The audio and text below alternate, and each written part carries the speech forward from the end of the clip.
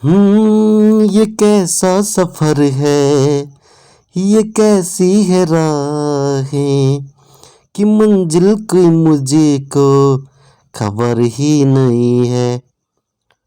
आ भी जा, आ भी जा, मुझे तेरा इंतजार है।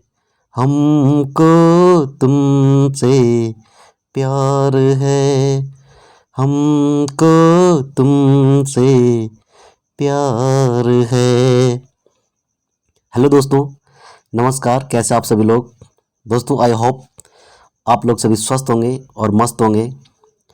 और जैसे मैं हर बार कहता हूँ कि अपनी पढ़ाई में व्यस्त होंगे। अभी आप लोगों ने एक गाना सुना दोस्तों, हमको तुमसे प्यार है, आ भी जा, मुझे तेरा इंतज़ार है। तो दोस्तों, हमारा जो इंतज़ार है वो सिर्फ नौकरी का इंतज़ार होना चाहिए। आप लोग इस गाने को लव से रिलेटिव मत करना। ये गाना हमारी नौकरी से रिलेटिव है कि आ भी जा, मुझे तेरा इंतज़ार है। कब वो दिन आए जब हम नौकरी को ज्वाइन करें। ठीक है दोस्तों। दोस्तों, हम लोगों ने अभी तक पिछली वीडियोस जितनी भी देखी हैं वो सारे भारत का बेसिक नॉलेज देखा है, वर्ल्ड का बेसिक नॉलेज देखा है। और हमने वो बेसिक नॉलेज टोटली तो नहीं किया, लेकिन कुछ हद तक हमने कंप्लीट कर दिया है। और आज मैं यहाँ पर आप लोगों के लिए एक नई वीडियो लेकर आया हूँ। बेसिक नॉलेज का जो पोर्शन छूट गया है दोस्तों, उसको मैं आगे डेफिनेटली करवाऊँगा। हो सकता है तो जस्ट इस वीडियो के बाद मैं उसी पोर्शन को पूरा करवाऊँगा दोस्तों, क्योंकि वो पोर्शन जो छूट गया है वो बहुत ज़रूरी है। मैं बार बार बोलता हूँ दोस्तों कि जो बेसिक मजबूत होता है तो हमारी हर चीज़ मजबूत हो जाती है। ठीक है दोस्तों, आज के मैं जो नई वीडियो की शुरुआत कर रहा हूँ दोस्तों, इससे पहले मैं आपको बताना चाहूँगा कि जैसे मैं हर बार बोलता हूँ कि दोस्तों, कि यदि आप लोगों ने अभी तक चैनल को सब्सक्राइब नहीं किया दोस्तों, तो चैनल को सब्सक्राइब कीजिए। और उसके ठीक नीचे जो बेल आइकन का निशान दिख रहा है दोस्तों, उसको क्लिक कीजिए, ताकि आप लोगों तक सबसे पहले वीडियो पहुंच जाए और आप लोग सबसे पहले वीडियो को देख सकें। ठीक है दोस्तों। और साथ साथ दोस्तों, वीडियो यदि आपको पसंद आती है तो लाइक कीजिए, कमेंट कीजिए और उन लोगों तक ज़रूर शेयर कीजिए दोस्तों, जो लोग गवर्नमेंट जॉब की तैयारी बेसिक से करना चाह रहे हैं। तो चलिए दोस्तों, बाकी बातें वीडियो के अंत में करेंगे। अभी हम यहाँ पर फ़िलहाल आज की टॉपिक की शुरुआत करते हैं। तो जैसे आप लोग स्क्रीन पे देख रहे हैं दोस्तों, आज की जो हेडिंग है हमारा तारों का अध्ययन, और उसके जस्ट नीचे है अंतरिक्ष में तारे कैसे बनते हैं। दोस्तों, आज तक हमने जितने भी प्रकार के तारे सुने हैं या देखे हैं, सिर्फ हमने देखे या सुने ही हैं। लेकिन हम आज उसके बारे में जानेंगे कि आखिर तारे बनते कैसे हैं और ये कलर में कैसे होते हैं, कितने प्रकार के होते हैं, और तारों का निर्माण कैसे होता है, आज हम इस वीडियो के माध्यम से ज़रूर जानेंगे। ठीक है दोस्तों, तो चलिए वीडियो की शुरुआत करते हैं। दोस्तों, जैसे आप लोग स्क्रीन पर देख रहे होंगे, जो मैंने यहाँ पर डायग्राम बनाया दोस्तों, सबसे पहले आप लोग ये देख लीजिए। ये मैंने जो डायग्राम बनाया है दोस्तों, ये है, इसको बोलते हैं निहारिका, जिसको हिंदी में बोलते हैं निहारिका और इंग्लिश में बोलते हैं नेबुला। इंग्लिश में क्या बोलते हैं दोस्तों? नेबुला। और हिंदी में बोलते हैं निहारिका। अब ये एक्चुअली में होता क्या है? निहारिका गैसों का समूह है। जो ये निहारिका है, जिसे इंग्लिश में नेबुला कहते हैं, ये सबसे पहले गैसों का समूह है। और ये गैसों का समूह कहाँ होता है? अंतरिक्ष में होता है दोस्तों। जब हम लोग धरती पर खड़े होते हैं और ऊपर आसमान की तरफ अपनी गर्दन उठा के देखते हैं, तो ऊपर का जो पोर्शन है दोस्तों, वो सारा अंतरिक्ष होता है। और उस अंतरिक्ष के अंदर बहुत सारी चीज़ें होती है, और जिनमें से हम आज तारों का अध्ययन करने वाले हैं। ठीक है दोस्तों। जैसे मैंने आप लोगों को बताया कि ये क्या है, गैसों का समूह है, जिसको निहारिका बोलते हैं, इंग्लिश में नेबुला बोलते हैं। ठीक है दोस्तों। अब निहारिका में जो गैसों का समूह है वो कौन कौन सी गैसें होती है, ये गैसें देख लीजिए। एक गैस होती है दोस्तों हाइड्रोजन, ये आप लोग स्क्रीन पर देख रहे होंगे। दूसरी गैस होती है हीलियम। तो दो गैसों का क्या होता है, ये संयोजन होता है, हाइड्रोजन और हीलियम। इन दो गैसों का क्या होता है दोस्तों? आपस में संलयन होता है। जैसे आप लोग देख रहे होंगे स्क्रीन पर, ठीक इसके जस्ट ऊपर मैंने लिखा हुआ, हाइड्रोजन और हीलियम का क्या होता है दोस्तों? संलयन होता है। और हाइड्रोजन का संलयन हीलियम में होता है। दोनों क्या है? हल्की गैस है। जब इनका संलयन होता है दोस्तों, और संलयन किस कारण होता है? गुरुत्वाकर्षण के कारण इसमें संलयन होता है। ठीक है दोस्तों। अब आगे चलकर क्या होता है कि ठीक जैसे आप लोग एरो का निशान देख रहे होंगे, ये आगे चलकर क्या बनता है, स्टार बनता है। जब हाइड्रोजन का हीलियम में संलयन होता है, गुरुत्वाकर्षण होता है, उसके बाद ये क्या बनता है, स्टार बनता है, तारा बनता है। अब ये तारा बनता है दोस्तों, तो जैसे ही तारा बनता है तो तारा क्या होता है, तारा क्या होता है, तारा के पास अपनी उष्मा होती है, अपना प्रकाश होता है। ठीक है दोस्तों, तारा वही कहलाता है जिसके पास अपनी उष्मा होती है और अपना प्रकाश होता है।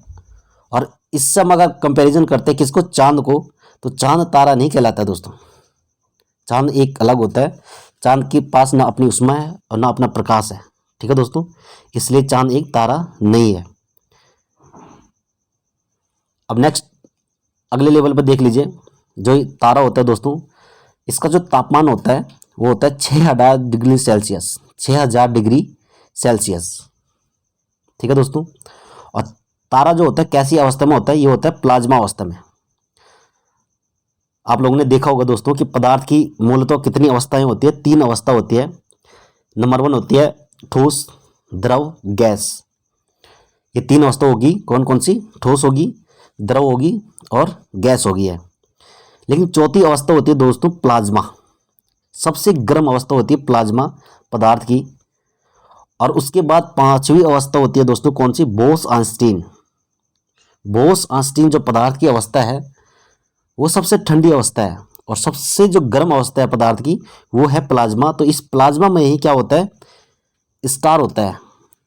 यानी जो हमारा आसमान में क्या होता है, तारा होता है, वो प्लाज्मा की अवस्था में होता है। अब इसमें क्वेश्चन क्या बनने वाला है कि जो तारा होता है उसमें नाभिकीय संलयन होता है या विखंडन होता है।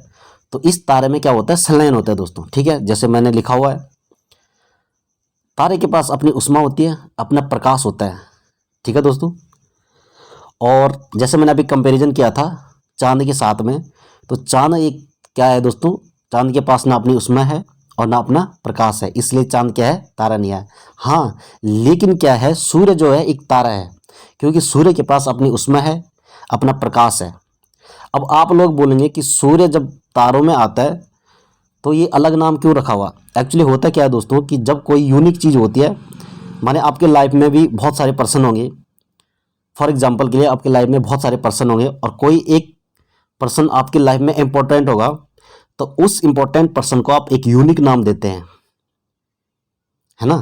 तो इसी प्रकार सूर्य को भी क्या दिया है, एक यूनिक नाम दिया गया है। ठीक है दोस्तों, मुझे लगता है कि अब आप लोगों का डाउट क्लियर हो गया होगा। चलिए बढ़ते हम नेक्स्ट लेवल पे। मैंने बताया आप लोगों को कि तारे के पास अपनी उष्मा होती है, अपना प्रकाश होता है, और तारे का जो तापमान होता है वो 6000 डिग्री सेल्सियस होता है, और तारा कैसी अवस्था में होता है, प्लाज्मा अवस्था में होता है। ठीक है दोस्तों, अब हम देखते हैं कि तारों का जो कलर होता है दोस्तों वो किस पे निर्भर करता है। यानी आसमान में तो बहुत सारे तारे होते हैं और अलग अलग प्रकार के तारे होते हैं।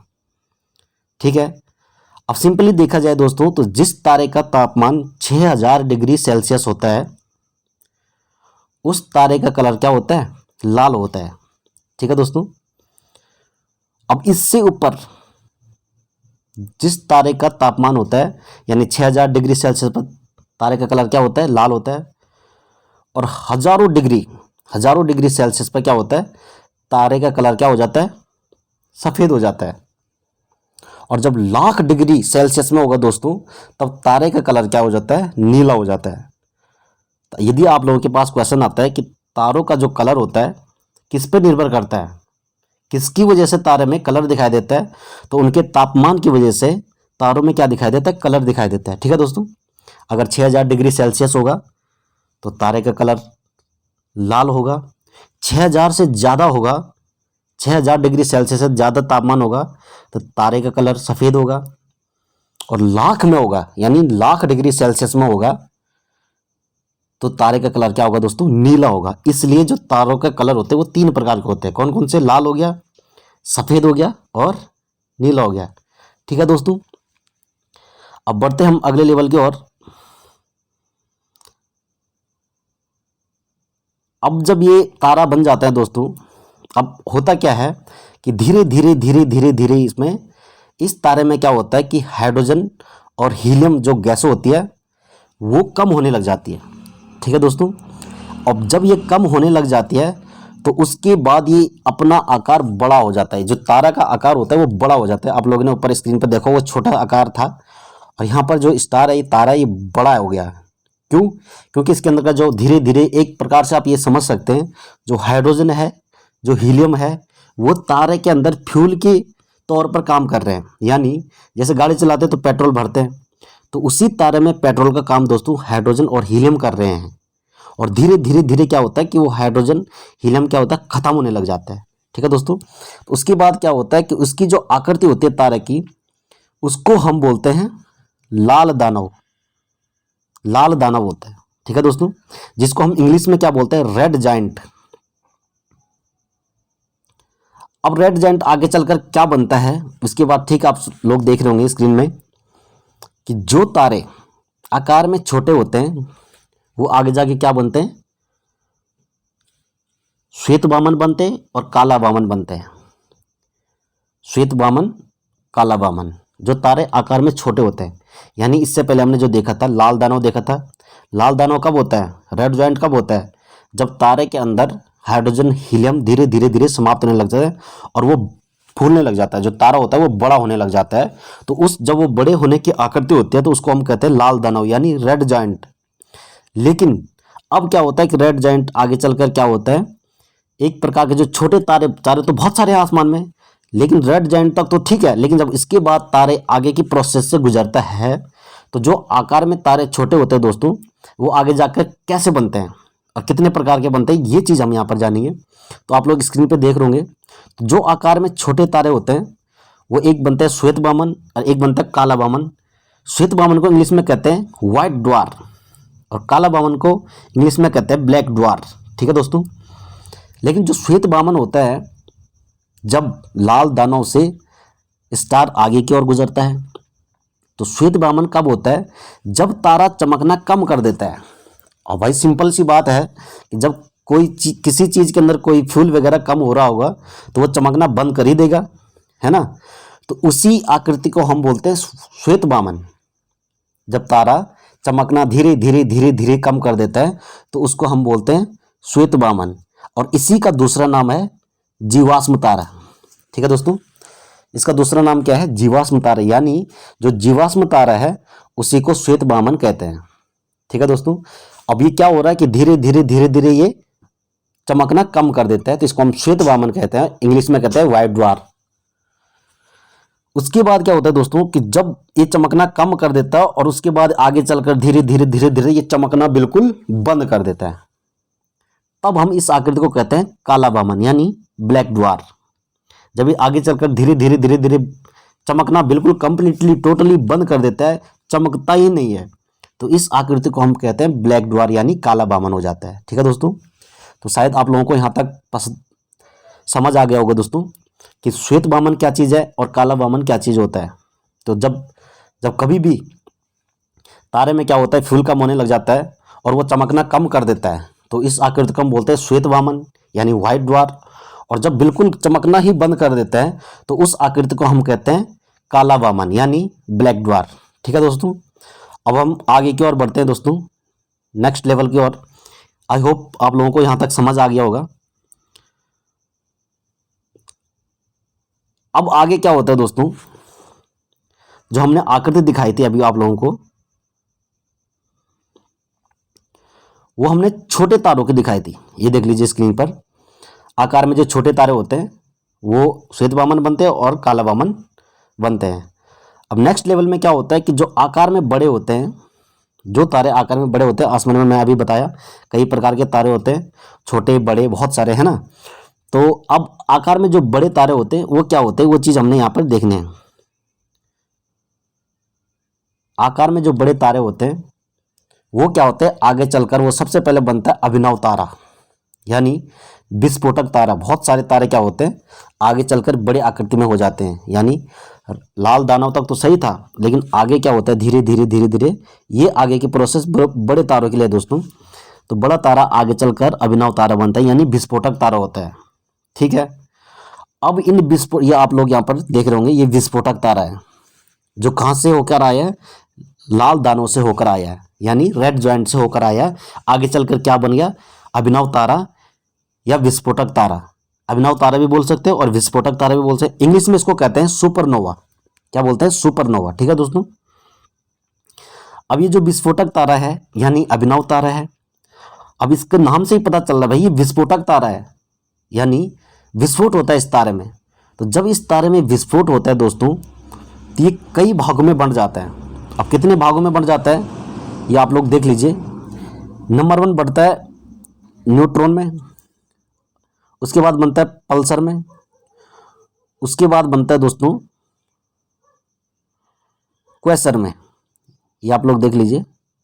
उसके बाद जो अंतिम है क्वेसर में।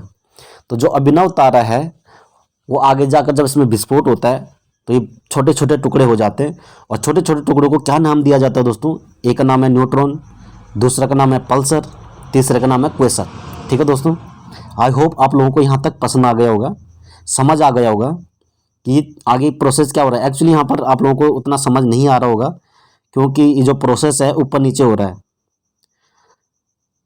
ये इसने डीपली समझ में आना था दोस्तों ब्लैक बोर्ड पे, लेकिन कोई बात नहीं दोस्तों, अभी हमारे पास इक्विपमेंट की कमी है तो इसलिए मैं माफ़ी चाहता हूँ आप लोगों से कि मैं आप लोगों को टोटली समझा नहीं पा रहा हूँ। अपनी तरफ से मैं कोशिश तो पूरी कर रहा हूँ लेकिन बिना ब्लैक बोर्ड के मैं समझा नहीं पा रहा हूँ आप लोगों को। आप लोग शायद कंफ्यूज हो रहे होंगे इसमें। अगर ये ब्लैक बोर्ड पे एक प्रोसेस एक सिंपल लाइन में बनता है दोस्तों शायद ये ज़्यादा समझ में आता है, पर लेकिन आप लोग रिक्वेस्ट करूँगा तभी भी आप लोग समझने की कोशिश कीजिए कि आगे ये प्रोसेस होता क्या है। अब हम कहाँ थे? हम अभिनव तारे पे थे। लाल दानों से क्या हुआ? अभिनव तारा बना। कौन सा तारा बना? बड़ा आकृति का तारा बना। ये आप लोग देख रहे होंगे स्क्रीन पर, ये बड़ा आकृति का तारा बना। उसके बाद ये अभिनव तारा जब विस्फोट होता है इसमें न्यूट्रॉन बना, पल्सर बना और क्वेसर बना। ठीक है दोस्तों। अब पल्सर में क्या होता है और क्वेसर में क्या होता है, न्यूट्रॉन में क्या होता है, बहुत सारे आगे चलकर ये जो न्यूट्रॉन तारा है दोस्तों, जब अभिनव तारा न्यूट्रॉन तारा बन जाता है विस्फोटक होने के बाद, तो न्यूट्रॉन तारे में आगे जाकर क्या होता है कि घनत्व हो जाता है, यानी बहुत ज़्यादा घनत्व हो जाता है। जब वो फूट जाता है तो घनत्व होता है यानी उसमें घनापन आ जाता है। और ये न्यूट्रॉन तारा हर किसी में नहीं होता है, किसी किसी तारे में होता है। जो न्यूट्रॉन तारे हैं ऐसा नहीं है कि न्यूट्रॉन तारा हुआ तो हर किसी में घनत्व होता है, नहीं, ऐसा बिल्कुल भी नहीं है। न्यूट्रॉन जो तारे हैं दोस्तों उसमें रेयर चांस है कि मतलब किसी तारे में क्या होता है कि आगे जाकर घनत्व होता है और वो एकदम घना हो जाता है। और जो वो घनी आकृति होती है दोस्तों उसको हम क्या बोलते हैं? उसी का नाम है ब्लैक होल। ठीक है दोस्तों, उसका नाम क्या है? Black hole. तो अब आप लोगों को शायद समझ आ गया होगा कि black hole black hole black hole हम लोग बोलते हैं ना बार बार कि क्या चीज़ है ब्लैक होल, यही है वो ब्लैक होल। जब हम बार बार किसी को मजाक में भी डरा देते हैं कि भाई आसमान से ब्लैक होल गिरेगा और धरती का क्या हो जाएगा? अंत हो जाएगा, तो यही है वो ब्लैक होल। जब वो तारा क्या होता है आगे जाकर घनत्व उसमें ज़्यादा हो जाता है तो वही ब्लैक होल की आकृति ले लेता है। अब इसका वजन दोस्तों बहुत ज़्यादा होता है, यानी आप ये मान के चलिए कि इसकी जो 1 चम्मच राख है ना इस आकृति की, वो कम से कम 10-12 हाथियों के वजन के बराबर होता है। ये न्यूट्रॉन जो तारा है आगे जाकर क्या होता है इसमें घनत्व तो बहुत ज़्यादा होता है।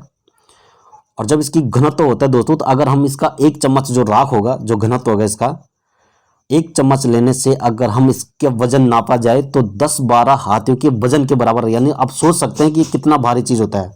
1 चम्मच का जब इतना वजन होगा तो ये बड़ी आकृति को होगा तो कितना वजन होगा आप लोग अंदाजा लगा लीजिए। ठीक है दोस्तों। और जब हम लोग बार बार बोलते हैं ना कि जब ब्लैक होल गिरेगा ब्लैक होल गिरेगा, और जब ये पृथ्वी पर गिरता है दोस्तों तो क्या पता आने वाला टाइम में क्या हो जाए, पृथ्वी का अंत सच में ना हो जाए, है ना। तो हमें इस चीज़ से घबराने की जरूरत नहीं है दोस्तों, वो बाद की बात है कि आने वाले टाइम में क्या होता है, पर लेकिन हमें ये चीज़ समझने है कि ब्लैक होल क्या है, किसका नाम है ब्लैक होल। तो यही चीज़ है वो ब्लैक होल जिसको हमें समझना बहुत ज़रूरी था स्टार से। तो अब हम देखेंगे दोस्तों कि हमारे पास सिंपल सा क्वेश्चन आएगा कि तारे का जो अंत होता है वो कितने प्रकार का होता है। अब हमने तारे का अंत देखना था कितने प्रकार का होता है। सबसे पहले हमने ऊपर देखा अभी जस्ट कि तारे का अंत होता है काला वामन। हमने देखना जब लाल दानों से तारा आगे की प्रोसेस में गुजरता है तो वो आगे जाकर क्या बनता है, श्वेत वामन बनता है और काला वामन बनता है। तो काले वामन में तारे का अंत होता है, किनका? छोटे तारों का। ठीक है दोस्तों। अब जब तारा जो बड़ा होता है लाल दानव से आगे की प्रोसेस में गुजरता है तो अभिनव तारा बनता है। अभिनव तारा बनने के बाद क्या होता है, न्यूट्रॉन तारा बनता है जब उसमें विस्फोटक होता है। पल्सर तारा बनता है, क्वेसर तारा बनता है। ये आप लोग नोट डाउन करना हो तो दोस्तों कर लीजिए। मैं इसको हटा रहा हूँ यहाँ पे, क्लिक पोर्शन का जो भाग है, न्यूट्रॉन, पल्सर, क्वेसर। ठीक है दोस्तों, अगेन हम क्लिक को ले लेते हैं। तो न्यूट्रॉन मैं आप लोगों को बता रहा था कि न्यूट्रॉन, पल्सर, क्वेसर। उसके बाद क्या होता है कि तारे का अंत में बता रहा था कि पहले जो हमने देखा था काला बमन होके तारे का अंत होगा, और लास्ट में ब्लैक होल होके, यानी न्यूट्रॉन से भी आगे जब तारा गुजरता है तो उसका क्या हो जाता है, ब्लैक होल हो जाता है दोस्तों। तो इसी आकृति को बोलते हैं ब्लैक होल। और तारे का जो अंत होता है तो सिर्फ दो कंडीशन में ही होता है, एक होता है ब्लैक होल कंडीशन में और एक होता है काला वामन की कंडीशन में। ठीक है दोस्तों, तो यदि आप लोगों को इसमें कोई डाउट लगता है दोस्तों तो आप लोग कमेंट बॉक्स में ज़रूर बताइएगा। और आप लोगों को यदि समझ नहीं आता है तो आप लोग मुझे कमेंट बॉक्स में ज़रूर बता सकते हैं कि जहाँ पर कोई हैंड राइटिंग समझ ना आया हो, इंग्लिश का कोई वर्ड समझ ना आया हो, या मेरे बताने में कोई गड़बड़ हो, तो आप लोग मुझे कमेंट बॉक्स में ज़रूर बता सकते हैं कि ये चीज़ यहाँ पर हमें समझ नहीं आई। तो आप लोगों ने वीडियो देख ली होगी दोस्तों। हाँ, तो मैं देख रहा था सुपरनोवा और हमने देखा था विस्फोटक तारा। ठीक है दोस्तों, तो दोस्तों ये थी आज की वीडियो। आई होप आप लोगों को पसंद आई होगी, उम्मीद करता हूँ दोस्तों। और इतना मैं भी समझ रहा हूँ दोस्तों कि इस चीज़ ने ब्लैक बोर्ड पर ज़्यादा सटीक समझ में आना था, बट अभी क्या कर सकते हैं दोस्तों, अभी मेरे पास इक्विपमेंट की कमी है, तो इसलिए मैं आप लोगों को सटीकता के साथ समझा नहीं पाया हूँ इस चीज़ को। मैं कोशिश करूँगा दोस्तों कि आगे मैं अगेन इसको कभी आप लोगों को ज़रूर डीपली बताऊँगा। दोस्तों खूब मन से मेहनत कीजिए, दिल से मेहनत कीजिए, और पढ़ाई पे कभी इग्नोर मत मारिए दोस्तों। मैं बार बार कहता हूँ दोस्तों कि शिक्षा का मतलब केवल गवर्नमेंट जॉब पाना नहीं होता दोस्तों। शिक्षा हमें लोग उससे बहस करना नहीं दोस्तों, बल्कि तर्क करना सिखाती है। यदि हम शिक्षित होते हैं तो ये बहुत बड़ी बात है दोस्तों। शिक्षित मानव संसार में हो या फैमिली के साथ हो, हर जगह उसकी रिस्पेक्ट होती है दोस्तों। तो आप लोगों से मैं यही उम्मीद करता हूँ दोस्तों कि निरंतर पढ़ते रहिए, प्रयास करते रहिए, है ना। वो कहते हैं ना दोस्तों कि किस्मत और उतनी बड़ी कभी नहीं चीज़ होती, कभी भी पलट सकती है। तो क्या पता दोस्तों कि आने वाले टाइम में आप लोग भी किसी सर्विस में हो और आप लोगों के बॉडी में भी वर्दी हो, है ना। तो उम्मीद कभी मत खोना दोस्तों। तो चलिए दोस्तों, मिलते हैं एक नई वीडियो में, तब तक के लिए धन्यवाद दोस्तों।